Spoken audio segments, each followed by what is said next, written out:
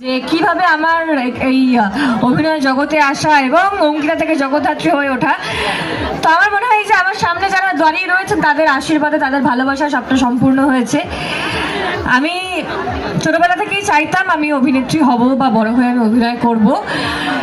তো কিছু অডিশনস দেওয়া এবং সবসময় বরাবর যেটা হতো আমি দেখতাম যে অডিশনে কখনোই আমি সিলেক্ট হতাম না, আমার সাথে যারা আর 4-5 জনকে আমি দেখতাম যে তারা সিলেক্ট হয়ে যাচ্ছে, তাদেরকে আমি টিভির পর্দায় দেখতে পারতাম কিছুদিনের মধ্যে।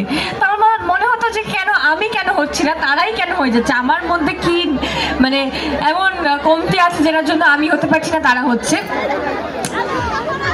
তো এরকম অডিশন দিতে দিতে লকডাউনের সময় আমি আমাদের দাদা স্নেহাশিস চক্রবর্তীর অফিসে যাই, জগদ্ধাত্রীর জন্য না, অন্য একটা প্রজেক্টের জন্য। কিন্তু সেখান থেকে আমি জগদ্ধাত্রীর জন্য সিলেক্টেড হই এবং লুক সেট হয়, তারপর সিরিয়ালটার কাজ শুরু হয়।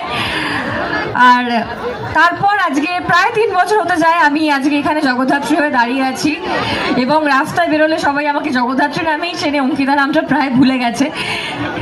সেখান থেকে একজন পাশ থেকে বলছে অঙ্কিতা।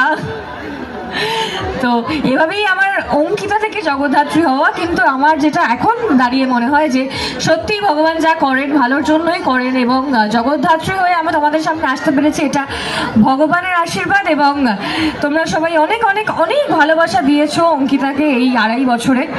তার জন্য তোমাদেরকে আমি থ্যাংক ইউ নিশ্চয়ই বলবো না, আমি তোমাদেরকে এটাই বলবো যে এত ভালোবাসা দেওয়ার জন্য আমি চেষ্টা করব আমার তরফ থেকে অনেক অনেক অনেক ভালোবাসা আমার কাজের মাধ্যমে তোমাদেরকে ফিরিয়ে দেওয়ার।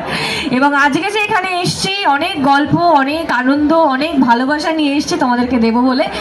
আশা করছি আমি তোমাদের থেকেও অনেক ভালোবাসা নিয়ে ফিরে যাব, তাই তো? হ্যাঁ।